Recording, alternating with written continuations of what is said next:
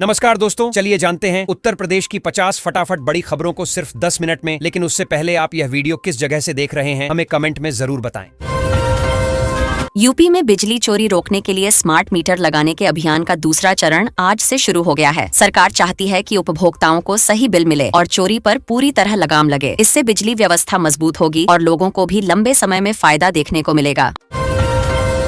आज यूपी पर्यटन विभाग ने विरासत दर्शन योजना के तहत 10 नए ऐतिहासिक स्थलों को शामिल किया है, ताकि लोग अपने ही राज्य की धरोहर को और करीब से जान सकें। सरकार का कहना है कि इससे पर्यटन बढ़ेगा, स्थानीय लोगों को रोजगार मिलेगा और पुराने ऐतिहासिक स्थानों को नई पहचान भी मिल पाएगी।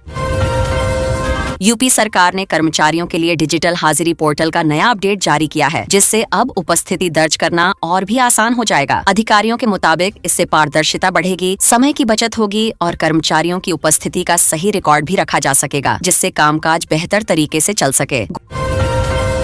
गोरखपुर लिंक एक्सप्रेसवे के किनारे औद्योगिक गलियारा विकसित करने की नई अधिसूचना जारी हुई है। इससे आसपास के इलाकों में फैक्ट्रियां लगेंगी, रोजगार के नए अवसर पैदा होंगे और क्षेत्र का तेजी से विकास होगा। सरकार इसे पूर्वांचल के लिए बड़ा बदलाव मान रही है और आगे और योजनाएं जोड़ने की तैयारी है।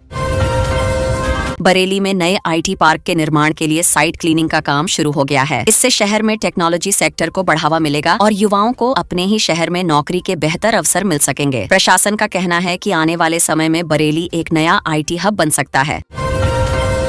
झांसी में डिफेंस कॉरिडोर के तहत बन रही यूनिट्स को बिजली सप्लाई देने के लिए नई लाइन को मंजूरी मिल गई है। इससे निर्माण कार्य तेज होगा और उद्योग जल्दी शुरू हो सकेंगे। सरकार का मानना है कि इससे बुंदेलखंड क्षेत्र में विकास और रोजगार दोनों को गति मिलेगी। सुल्तानपुर और अमेठी के बीच रेल लाइन के दोहरीकरण का काम अब अंतिम चरण में पहुंच चुका है। इससे ट्रेनों की आवाजाही आसान होगी, समय की बचत होगी और यात्रियों को ज्यादा सुविधा मिलेगी। रेलवे विभाग का कहना है कि जल्द ही इस लाइन पर पूरी क्षमता से ट्रेनें चलने लगेंगी। मुख्यमंत्री योगी आदित्यनाथ ने महावीर जयंती के मौके पर प्रदेशवासियों को शुभकामनाएं दी और शांति, अहिंसा और सत्य के रास्ते पर चलने की अपील की। उन्होंने कहा कि भगवान महावीर के सिद्धांत आज भी समाज को सही दिशा देने में मदद करते हैं और हमें इन्हें अपने जीवन में अपनाना चाहिए। वाराणसी में यूपी और मध्य प्रदेश के बीच सहयोग सम्मेलन आयोजित हो रहा है, जिसमें एमपी के मुख्यमंत्री मोहन यादव भी शामिल हुए हैं। इस बैठक में व्यापार, पर्यटन और सांस्कृतिक संबंधों को मजबूत करने पर चर्चा हो रही है, ताकि दोनों राज्यों को मिलकर आगे बढ़ने का मौका मिल सके। प्रयागराज के संगम तट पर पंडित धीरेन्द्र कृष्ण शास्त्री की 3 दिवसीय हनुमंत कथा का भव्य शुभारंभ हुआ है। बड़ी संख्या में श्रद्धालु वहां पहुंच रहे हैं और पूरे माहौल में भक्ति का रंग दिख रहा है। आयोजकों का कहना है कि कथा से लोगों को आध्यात्मिक शांति और प्रेरणा मिलेगी। उत्तर प्रदेश और मध्य प्रदेश मिलकर महाकाल काशी चित्रकूट सर्किट विकसित करने जा रहे हैं, जिससे धार्मिक पर्यटन को नया बढ़ावा मिलेगा। इससे श्रद्धालुओं को एक ही यात्रा में कई प्रमुख तीर्थ स्थलों के दर्शन करने का मौका मिलेगा और दोनों राज्यों की अर्थव्यवस्था को भी फायदा होगा। काशी विश्वनाथ कॉरिडोर में भीड़ प्रबंधन की नई तकनीकों का अध्ययन करने एमपी की टीम वाराणसी पहुंची है। यहाँ की व्यवस्था देखकर वे अपने राज्य में भी ऐसे ही सिस्टम लागू करने की तैयारी कर रहे हैं, ताकि श्रद्धालुओं को किसी तरह की परेशानी न हो और व्यवस्था सुचारू बनी रहे। आज मौसम ने करवट ली है और पश्चिमी विक्षोभ के कारण लखनऊ समेत कई जिलों में धूल भरी आंधी और बारिश का अलर्ट जारी किया गया है। लोगों को सावधानी बरतने की सलाह दी गई है, खासकर बाहर निकलते समय और कमजोर संरचनाओं से दूर रहने को कहा गया है। तराई बेल्ट और पश्चिमी यूपी में ओलावृष्टि का येलो अलर्ट जारी हुआ है। मौसम विभाग का कहना है कि अचानक मौसम बिगड़ सकता है, जिससे किसानों की फसलों पर असर पड़ सकता है। प्रशासन भी स्थिति पर नजर बनाए हुए है और जरूरत पड़ने पर मदद देने की तैयारी है। यूपीएसएसएससी ने नई भर्ती परीक्षाओं के लिए ऑनलाइन आवेदन की अधिसूचना जारी कर दी है। युवाओं के लिए यह अच्छा मौका माना जा रहा है। इच्छुक उम्मीदवार समय पर आवेदन कर सकते हैं और अपनी तैयारी को अंतिम रूप दे सकते हैं, ताकि सरकारी नौकरी पाने का सपना पूरा हो सके। वित्तीय वर्ष के आखिरी दिन आज प्रदेश के सभी कोषागार और बैंक देर शाम तक खुले रहेंगे। लोगों को अपने जरूरी काम निपटाने के लिए अतिरिक्त समय दिया गया है। अधिकारियों ने अपील की है कि अंतिम समय की भीड़ से बचने के लिए लोग समय रहते अपने काम पूरे कर लें। अयोध्या में रामलला के दर्शन के लिए सुबह से ही भारी भीड़ उमड़ रही है। श्रद्धालु दूर दूर से पहुंच रहे हैं और पूरे शहर में भक्ति का माहौल बना हुआ है। प्रशासन भीड़ को संभालने के लिए पूरी तरह सतर्क है और व्यवस्था बनाए रखने के लिए अतिरिक्त इंतजाम किए गए हैं। वाराणसी कैंटोनमेंट में यूपी और एमपी के बीच एक जिला एक उत्पाद को लेकर संयुक्त ब्रांडिंग समझौता होने जा रहा है। इससे स्थानीय उत्पादों को राष्ट्रीय और अंतर्राष्ट्रीय बाजार में पहचान मिलेगी और कारीगरों की आमदनी बढ़ाने में भी मदद मिलेगी। चंदेरी, महेश्वर और बनारसी साड़ियों को एक साथ वैश्विक स्तर पर प्रमोट करने की नई रणनीति तैयार की गई है। इसका उद्देश्य इन पारंपरिक वस्त्रों को अंतर्राष्ट्रीय बाजार में मजबूत पहचान दिलाना है, जिससे बुनकरों को फायदा होगा और उनकी कला को नई ऊंचाई मिलेगी। यूपी के सीमावर्ती जिलों को नक्सल मुक्त घोषित करने का अभियान सफल रहा है। यह सरकार और सुरक्षा बलों के लिए बड़ी उपलब्धि मानी जा रही है। इससे उन क्षेत्रों में अब विकास कार्य तेजी से हो सकेंगे और लोगों को सुरक्षित माहौल में जीवन जीने का अवसर मिलेगा। कानपुर मेट्रो के दूसरे फेज के ट्रायल रन को लेकर अधिकारियों ने साइट का निरीक्षण किया है। काम तेजी से आगे बढ़ रहा है और उम्मीद है कि जल्द ही यह फेज भी शुरू हो जाएगा, जिससे शहर के लोगों को बेहतर और तेज परिवहन सुविधा मिल सकेगी। नोएडा अथॉरिटी ने शहर में अतिक्रमण के खिलाफ बड़ा अभियान चलाने का फैसला लिया है। इससे सड़कों और सार्वजनिक स्थानों को खाली कराया जाएगा ताकि यातायात सुचारू हो सके और लोगों को किसी तरह की असुविधा न हो। यूपी बोर्ड परीक्षा की कॉपियों का मूल्यांकन लगभग पूरा हो चुका है और अब रिजल्ट पोर्टल को अपडेट करने का काम तेज कर दिया गया है। छात्रों को जल्द ही अपने परिणाम देखने को मिल सकते हैं, जिससे उनकी आगे की पढ़ाई की योजना स्पष्ट हो पाएगी। आगरा में ताजमहल देखने आने वाले पर्यटकों के लिए गोल्फ कार्ट्स की संख्या बढ़ाई गई है। इससे लोगों को स्मारक तक पहुंचने में सुविधा होगी और भीड़ के बीच आराम से यात्रा कर सकेंगे। पर्यटन विभाग इसे बेहतर अनुभव देने की दिशा में अहम कदम मान रहा है। मेरठ में बन रही स्पोर्ट्स यूनिवर्सिटी के मुख्य प्रशासनिक भवन का ढांचा तैयार हो गया है। इससे परियोजना में तेजी आएगी और जल्द ही यहां खेलों से जुड़ी पढ़ाई और प्रशिक्षण शुरू हो सकेगा, जिससे खिलाड़ियों को बेहतर सुविधाएं मिलेंगी। लखनऊ के चौधरी चरण सिंह एयरपोर्ट पर नई टर्मिनल बिल्डिंग के ट्रायल ऑपरेशंस का जायजा लिया गया है। इससे यात्रियों को आधुनिक सुविधाएं मिलेंगी और एयरपोर्ट की क्षमता भी बढ़ेगी, जिससे ज्यादा उड़ानों का संचालन संभव हो सकेगा। यूपी पुलिस ने सभी जिलों में महिला बीट अधिकारियों को नए सुरक्षा उपकरण दिए हैं। इससे उनकी कार्य क्षमता बढ़ेगी और वे बेहतर तरीके से लोगों की सुरक्षा कर सकेंगी। सरकार महिला सुरक्षा को लेकर लगातार नए कदम उठा रही है। गाजियाबाद में प्रदूषण को नियंत्रित करने के लिए पुराने डीजल वाहनों के खिलाफ विशेष अभियान शुरू किया गया है। इससे शहर की हवा को साफ रखने में मदद मिलेगी और लोगों को स्वास्थ्य से जुड़ी समस्याओं से राहत मिलने की उम्मीद है। मथुरा वृंदावन में चैत्र मास के चलते मंदिरों में विशेष भोग और आरती का आयोजन हो रहा है। श्रद्धालु बड़ी संख्या में पहुंच रहे हैं और पूरा क्षेत्र भक्ति में डूबा नजर आ रहा है, जिससे धार्मिक माहौल और भी खास बन गया है। पश्चिमी विक्षोभ के कारण लखनऊ, नोएडा और गाजियाबाद समेत कई शहरों के तापमान में गिरावट दर्ज की गई है। इससे लोगों को गर्मी से थोड़ी राहत मिली है और मौसम सुहावना हो गया है, जिससे दिन का माहौल थोड़ा आरामदायक महसूस हो रहा है। सरकार ने इस बार गेहूं खरीद का बड़ा लक्ष्य तय किया है और सभी जिलों में अधिकारियों को जिम्मेदारी दी गई है। इससे किसानों को उनकी फसल का सही मूल्य मिल सकेगा और खरीद प्रक्रिया में किसी तरह की परेशानी नहीं होगी।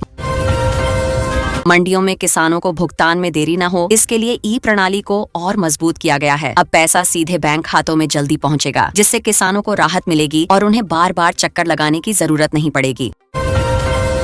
वाराणसी में बढ़ते पर्यटन को देखते हुए गंगा आरती के समय में बदलाव और नई गाइडलाइंस जारी की गई हैं। इससे पर्यटकों को बेहतर अनुभव मिलेगा और व्यवस्था भी सुचारू रूप से चल सकेगी, जिससे शहर की छवि और मजबूत होगी। अयोध्या में चैत्र नवरात्र को देखते हुए रामलला के दर्शन समय को बढ़ाने पर आज फैसला हो सकता है। इससे श्रद्धालुओं को ज्यादा समय मिलेगा और भीड़ को संभालना भी आसान होगा, जिससे सभी लोग आराम से दर्शन कर सकेंगे। लखनऊ मेट्रो के विस्तार के लिए चारबाग से वसंत कुंज तक जमीन अधिग्रहण प्रक्रिया को तेज करने के निर्देश दिए गए हैं। इससे आने वाले समय में शहर की यातायात व्यवस्था और बेहतर हो सकेगी और लोगों को सफर में आसानी होगी।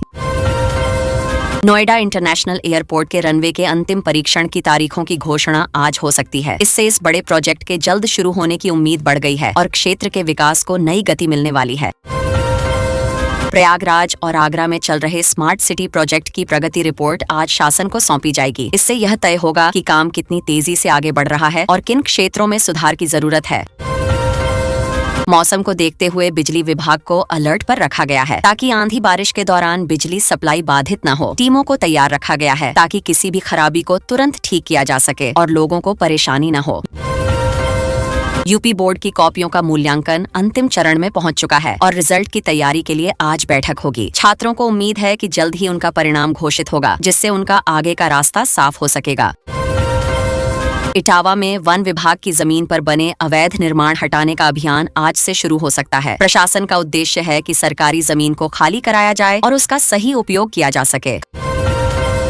कानपुर में रसोई गैस की कमी को देखते हुए प्रशासन ने एजेंसियों को अतिरिक्त स्टॉक जारी करने का आदेश दिया है। इससे लोगों को राहत मिलेगी और घरेलू जरूरतें बिना किसी परेशानी के पूरी हो सकेंगी। लखनऊ में नए IT पार्क के निर्माण के लिए चिन्हित भूमि पर आज सर्वे शुरू होगा। इससे आने वाले समय में रोजगार के नए अवसर बनेंगे और शहर IT सेक्टर में तेजी से आगे बढ़ सकेगा। स्वास्थ्य विभाग ने बदलते मौसम को देखते हुए अस्पतालों में OPD का समय बढ़ाने के निर्देश दिए हैं। इससे मरीजों को इलाज में आसानी होगी और भीड़ को बेहतर तरीके से संभाला जा सकेगा। वृंदावन में बांके बिहारी मंदिर कॉरिडोर को लेकर प्रशासन और व्यापारियों के बीच आज अहम बैठक होगी। इसमें सभी पक्षों की राय लेकर आगे की योजना बनाई जाएगी ताकि विकास और परंपरा दोनों का संतुलन बना रहे। पूर्वांचल और बुंदेलखंड एक्सप्रेसवे पर सुरक्षा बढ़ाने के लिए नई पेट्रोलिंग गाड़ियां तैनात की जा रही हैं। इससे यात्रियों को सुरक्षित सफर का अनुभव मिलेगा और दुर्घटनाओं पर जल्दी नियंत्रण पाया जा सकेगा। बेसिक शिक्षा विभाग ने नए सत्र से पहले किताबों के वितरण की समीक्षा पूरी कर ली है। कोशिश है कि बच्चों को समय पर किताबें मिल जाएं ताकि पढ़ाई बिना किसी रुकावट के शुरू हो सके और छात्रों को शुरुआत से ही सही माहौल मिल सके। आज लोक भवन में मुख्यमंत्री योगी आदित्यनाथ आंगनवाड़ी कार्यकर्ताओं और सहायिकाओं को नियुक्ति पत्र देने वाले हैं, जिससे हजारों परिवारों को सीधा फायदा मिलेगा। सरकार का मकसद है कि गांव स्तर पर बच्चों और महिलाओं की देखभाल बेहतर हो सके और रोजगार के नए अवसर भी तैयार हों। आज मुख्यमंत्री कक्षा 9 से 10 और उससे ऊपर के लगभग 28 लाख छात्र छात्राओं के खातों में 3,350 करोड़ रुपए की छात्रवृत्ति भेजेंगे। इससे गरीब परिवारों के बच्चों की पढ़ाई में आर्थिक बाधा कम होगी और डिजिटल ट्रांसफर से पारदर्शिता भी बनी रहेगी, जिससे समय पर पैसा मिल सकेगा। प्रदेश की आंगनवाड़ी कार्यकर्त्रियों को आज नए ग्रोथ मॉनिटरिंग डिवाइस जैसे इन्फेंटोमीटर और वेटिंग स्केल दिए जाएंगे। इससे बच्चों के स्वास्थ्य की निगरानी आसान होगी और कुपोषण को समय रहते पहचान कर रोकने में मदद मिलेगी, जिससे ग्रामीण क्षेत्रों में बच्चों की सेहत बेहतर होगी। सरकार आज आंगनवाड़ी केंद्रों के नए हाईटेक डिजाइन का भी विमोचन करेगी, जिसमें आधुनिक सुविधाएं शामिल होंगी। करीब 30 लाख रुपए की लागत से बनने वाले ये केंद्र बच्चों के लिए बेहतर वातावरण देंगे और महिलाओं को भी सुरक्षित व सुविधाजनक कार्यस्थल मिलेगा। प्रदेश सरकार ग्रामीण क्षेत्रों में खेल प्रतिभाओं को आगे बढ़ाने के लिए एक ब्लॉक एक खेल योजना के तहत बजट जारी करने जा रही है। इससे गांवों में खेल का माहौल बनेगा और युवाओं को अपनी प्रतिभा दिखाने का मौका मिलेगा, जिससे भविष्य में बड़े खिलाड़ी निकल सकेंगे। PM श्री योजना के तहत यूपी के चयनित स्कूलों को आधुनिक लैब और स्मार्ट क्लास से लैस करने का काम शुरू हो गया है। इससे सरकारी स्कूलों की गुणवत्ता बढ़ेगी और बच्चों को प्राइवेट स्कूल जैसा माहौल मिलेगा, जिससे उनकी पढ़ाई और भविष्य दोनों मजबूत होंगे। स्वच्छ भारत मिशन 2.0 के तहत गाजियाबाद और मेरठ नगर निगम को वेस्ट टू एनर्जी प्लांट लगाने के लिए अतिरिक्त फंड दिया गया है। इससे कचरे का बेहतर प्रबंधन होगा और उससे ऊर्जा भी बनेगी, जिससे शहर साफ सुथरे और पर्यावरण अनुकूल बन सकेंगे। मत्स्य पालन को बढ़ावा देने के लिए प्रदेश सरकार नई बीमा योजना के नियमों की घोषणा करने जा रही है। इससे मछली पालकों को नुकसान होने पर आर्थिक सुरक्षा मिलेगी और वे बिना डर के अपने काम को आगे बढ़ा सकेंगे, जिससे ग्रामीण अर्थव्यवस्था मजबूत होगी। डिजिटल पंचायत अभियान के तहत यूपी की ग्राम पंचायतों को पूरी तरह पेपरलेस बनाने के लिए नए सॉफ्टवेयर का डेमो आज दिया जाएगा। इससे कामकाज में पारदर्शिता बढ़ेगी और ग्रामीण स्तर पर सरकारी सेवाएं तेज और आसान तरीके से लोगों तक पहुंच सकेंगी। यूपी PCS 2024 का फाइनल रिजल्ट जारी हो गया है, जिससे हजारों अभ्यर्थियों का इंतजार खत्म हुआ। चयनित उम्मीदवार अब प्रशासनिक सेवाओं में अपनी जिम्मेदारी निभाएंगे और प्रदेश के विकास में योगदान देंगे, जिससे नई ऊर्जा और नए विचार प्रशासन में देखने को मिलेंगे। इस बार PCS टॉप 10 में 6 बेटियों ने जगह बनाकर इतिहास रच दिया है। यह दिखाता है कि लड़कियां अब हर क्षेत्र में आगे बढ़ रही हैं और परिवारों का भी समर्थन मिल रहा है, जिससे समाज में महिला सशक्तिकरण को और मजबूती मिल रही है। नेहा पांचाल ने यूपी PCS 2024 में टॉप कर पूरे प्रदेश का नाम रोशन किया है। उनकी मेहनत और लगन से युवाओं को प्रेरणा मिल रही है कि अगर सही दिशा में तैयारी की जाए तो कोई भी लक्ष्य हासिल किया जा सकता है, चाहे परिस्थितियां कैसी भी हों। मौसम विभाग ने आज 17 से ज्यादा जिलों में आंधी तूफान और बारिश का येलो अलर्ट जारी किया है। लोगों को सावधान रहने की सलाह दी गई है ताकि किसी भी अप्रिय स्थिति से बचा जा सके और सुरक्षित तरीके से दिन बिताया जा सके। सरकार ने ग्रामीण इलाकों तक बस सेवा पहुंचाने के लिए नई परिवहन योजना को मंजूरी दे दी है। इससे दूर दराज के गांवों में रहने वाले लोगों को यात्रा करने में आसानी होगी और उन्हें शहरों तक पहुंचने के लिए बेहतर सुविधा मिल पाएगी। यूपी बोर्ड की परीक्षाओं का मूल्यांकन लगभग पूरा हो चुका है और अब रिजल्ट तैयार करने का काम अंतिम चरण में है। छात्रों और अभिभावकों को बेसब्री से रिजल्ट का इंतजार है, जो जल्द ही जारी किया जा सकता है। लखनऊ नगर निगम ने 2026 से 27 के लिए 4,692 करोड़ रुपए का बजट पास कर दिया है। इसमें शहर के विकास, साफ सफाई और बुनियादी सुविधाओं को बेहतर बनाने के लिए कई योजनाएं शामिल की गई हैं, जिससे राजधानी का स्वरूप और सुधरने की उम्मीद है। पेट्रोल डीजल को लेकर फैली अफवाहों पर सरकार ने साफ किया है कि किसी तरह की कमी नहीं है। लोगों से अपील की गई है कि वे घबराकर ज्यादा खरीदारी न करें और गलत खबरों पर भरोसा करने से बचें। लखनऊ में आज मौसम थोड़ा राहत देने वाला रहने वाला है, क्योंकि बादलों की आवाजाही बनी रहेगी। इससे तापमान में गिरावट आ सकती है और लोगों को गर्मी से थोड़ी राहत मिलने की संभावना जताई जा रही है। रामनवमी की छुट्टी और चौथे शनिवार के कारण आज और कल बैंकों में कामकाज बंद रहेगा। इससे लोगों को जरूरी काम पहले ही निपटाने की सलाह दी गई है, ताकि उन्हें किसी तरह की परेशानी का सामना न करना पड़े। अयोध्या और वाराणसी के बीच ट्रेनों की रफ्तार बढ़ाने के लिए ट्रैक अपग्रेडेशन का काम तेजी से किया जा रहा है। इससे यात्रा का समय कम होगा और यात्रियों को बेहतर सुविधा मिलेगी, खासकर धार्मिक यात्रियों को। सरकार ने गेहूं खरीद के लिए न्यूनतम समर्थन मूल्य पर तैयारी पूरी कर ली है। किसानों से सीधे खरीद सुनिश्चित करने के लिए केंद्र बनाए जा रहे हैं, ताकि उन्हें उचित कीमत मिल सके और बिचौलियों की भूमिका कम हो सके।